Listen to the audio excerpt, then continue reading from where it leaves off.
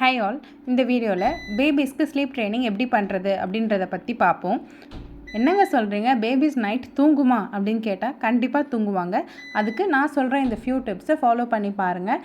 மறக்காமல் சப்ஸ்கிரைப் பண்ணி கமெண்ட் பண்ணுங்கள். ஸோ ஃபஸ்ட் எப்போ பேபிஸ்க்கு வந்து நைட்டு தூங்குவாங்க அப்படின்னு எக்ஸ்பெக்ட் பண்ணலான்னா ஒரு 2 months க்ராஸ் ஆனதுக்கப்புறம் தான். ஏர்லி டேஸில் நீங்கள் எக்ஸ்பெக்ட் பண்ணக்கூடாது. கண்டிப்பாக வந்து பார்த்தீங்கன்னா ஃபஸ்ட்டு 4 weeks 1 month வரைக்கும் கம்பல்சரி 2 hours ஒன்ஸ் ஃபீட் பண்ணணும்.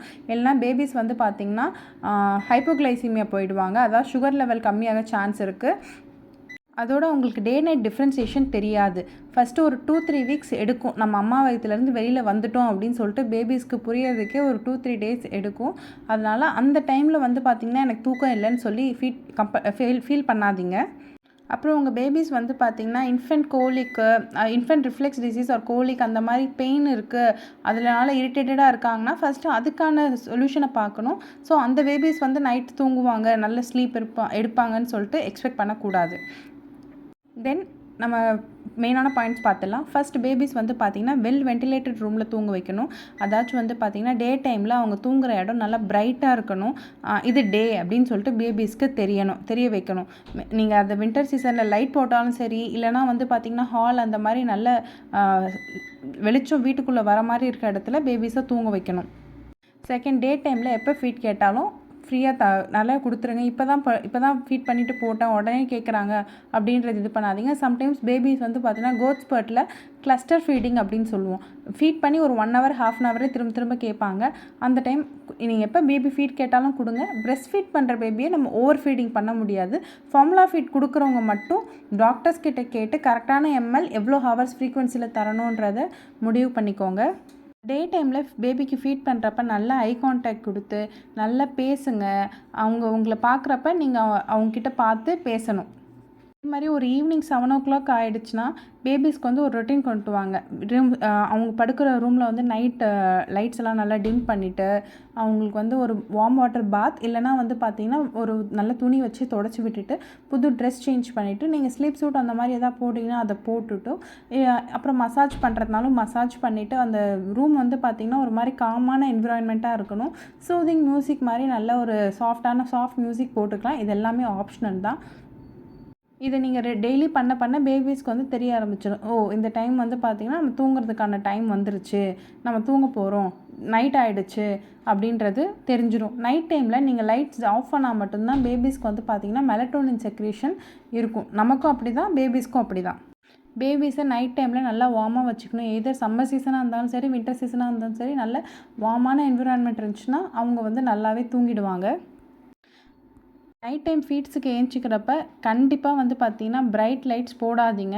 ஒன்று ஸ்டடி லேம்ப் இல்லை லைட் லேம்ப் மாதிரி எதாவது யூஸ் பண்ணிக்கோங்க. இல்லை உங்களுக்கு இதுவே கம்ஃபர்டபுளாக இருக்குது, லைட் இல்லாததே கம்ஃபர்டபுளாக இருக்குன்னா அதிலே நீ ஃபீட் கொடுக்கலாம். நைட் டைமில் ஐ கான்டாக்ட் கொடுக்காதீங்க ஃபீட் பண்ணுறப்ப பேபிஸ்க்கு. எப்போ ஃபீட் பண்ணாலும் பேபிஸை வந்து நல்லா பர்ப் பண்ணி போடுங்க. அந்த பர்ப் பண்ணுறப்ப ஏர் ரிலீஸ் ஆகிடுச்சுனாலே அவங்களுக்கு வந்து பார்த்திங்கன்னா நல்லா தூங்குவாங்க டிஸ்கம்ஃபர்ட் இல்லாமல்.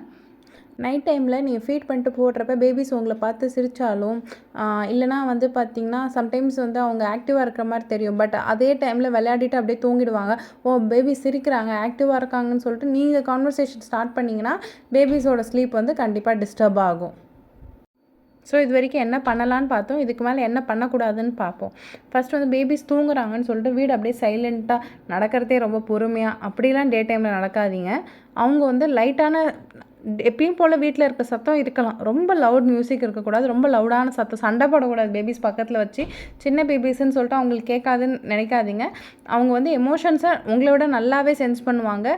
ஸோ வந்து பார்த்திங்கன்னா அவங்க எதிரில் கான்ஸ்டண்ட்டாக சண்டை போட்டுட்டு இருந்தால் அவங்க என்விரான்மெண்ட்டை ரொம்பவே அன்சேஃபாக கன்சிடர் பண்ணுவாங்க. அந்த பேபிஸ்க்கு வந்து பார்த்திங்கன்னா ரிசர்ச் படி ஃப்யூச்சரில் நிறைய வந்து பார்த்திங்கன்னா ஸ்ட்ரெஸ்ஸு, ஆன்சைட்டி, டிப்ரெஷன் அதுக்கெலாம் வந்து ரொம்ப மோர் ப்ரோன் அந்த பேபிஸை. அந்த மாதிரி ரொம்ப டிவி சத்தமாக வைக்காதீங்க. பேபிஸ் தூங்குதுன்னு சொல்லிட்டு சத்தமாக டிவி வைக்கிறது, அப்புறம் வந்து அதே ரூமில் ரொம்ப லவுடாக மியூசிக் கேட்குறது அதெல்லாம் பண்ணுவாங்க. பட் நார்மல் ஹவுஸ் ஹோல்ட் ஆக்டிவிட்டீஸில் இருக்க சத்தம் ஓகே தான், அதனால் அவங்க டிஸ்டர்ப் ஆக மாட்டாங்க. அது செகண்ட் வந்து பார்த்திங்கன்னா டே டைமில் தூங்குறதால தான் நைட்டு வந்து தூங்க மாட்டாங்கன்னு சொல்லிட்டு டே டைமில் பேபி ஸ்லீப்பை டிஸ்டர்ப் பண்ணாதீங்க. எப்பயுமே நம்ம வந்து ஸ்லீப்பை வந்து டிஸ்டர்ப் பண்ணக்கூடாது. தூங்கினா மட்டும்தான் பேபிஸ் வந்து நல்ல க்ரோத் ஹார்மோன் செக்ரேட் ஆகி நல்லா வளருவாங்க. விசிட்டர்ஸ்க்காக கண்டிப்பாக பேபிஸ் எழுப்பாதீங்க. பிகாஸ் நீங்கள் எழுப்பினாலும் அவங்க ஒன்றும் அத்தை மாமா பார்த்து எதுவும் பண்ண போகிறது இல்லை. இன்னும் இரிட்டேட் ஆகிட்டு அழுவாங்க. ஏன்னா அவங்க குழந்தை அழுவுதுன்னு கடைசியில் உங்களை தான் சொல்லிட்டு போவாங்க. அந்த மாதிரி பேபிஸ் நைட் டைம் ஃபீட் கொடுக்குறப்ப ஐ கான்டாக்ட் கொடுக்க வேணாம். இதுதான் மெயினாக நம்ம பண்ண வேண்டியது. பேபிஸ்க்கு வந்து ரொட்டீனை சொல்லித்தரணும். ஸோ டே நைட் டிஃப்ரென்சியேஷனுக்காக நைட்டு லைட்டை டிம் பண்ணுறோம். மார்னிங் டே டைமில் வந்து பார்த்திங்கன்னா நல்லா பிரைட்டான இடத்துல போடுறோம். அவங்களுக்கான காம் என்விரான்மெண்ட்டை நம்ம மேக் பண்ணணும். இது மட்டும் பண்ணாலே பேபிஸ் ரொட்டீனை ஃபாலோ பண்ணிப்பாங்க. இதை வந்து ஒரு 1 வீக் பண்ணிவிட்டு ஒரு டூ வீக்ஸ் பண்ணிவிட்டு இல்லையே நான் ட்ரை பண்ணேன் என் பேபிஸ் வந்து தூங்கலை அப்படின்ட்டு நினைக்காதீங்க. ஒரு 1 மந்த் நல்லா கன்சிஸ்டண்ட்டாக ஃபாலோ பண்ணுங்கள். ஃபஸ்ட்டு கஷ்டமாக இருக்கும். நீங்கள் எந்த ஏஜில் பேபி வச்சுருந்தாலும் சரி, ஒரு டாட்லராக இருந்தாலும் சரி, இல்லைனா வந்து பார்த்திங்கன்னா ஒரு 2 to 8 மந்த்ஸ் அந்த ரேஞ்சில் இருந்தாலும் 2 to 12 மந்த்ஸ் அந்த ரேஞ்சில் இருந்தாலும் சரி, எல்லாருக்குமே இது ஃபாலோ ஆகும். அதே மாதிரி டாட்லர் பேரண்ட்ஸ் கண்டிப்பாக நீங்கள் வந்து அவங்கள 7 o'clock தூங்க வச்சிடணும். அவங்க வந்து இல்லை என் குழந்தை தூங்க மாட்டேங்குது, தூங்குறப்ப தூங்கட்டும்னா அதெல்லாம் கிடையாது. அவங்களுக்கு வந்து ஸோ மச் ஆஃப் எனர்ஜி இருக்கும் ஃபுல் டைம் கூட முடிச்சுட்டு இருக்க மாதிரி. ஸோ 7 o'clock நான் சொன்ன மாதிரி இதெல்லாம் ஃபாலோ பண்ணிவிட்டு லைட்லாம் டிம் பண்ணிவிட்டு தூங்கணுன்றதை நீங்கள் ஸ்பெசிஃபை பண்ணுங்கள். கண்டிப்பாக தூங்கிடுவாங்க. அதே மாதிரி தூங்குறப்ப கண்டிப்பாக தூங்குறதுக்கு ஒரு 2 hours முன்னாடி கண்டிப்பாக ஸ்க்ரீன் டைம் கொடுக்காதீங்க. முடிஞ்ச அளவுக்கு ஸ்க்ரீன் டைமே கொடுக்காதீங்க.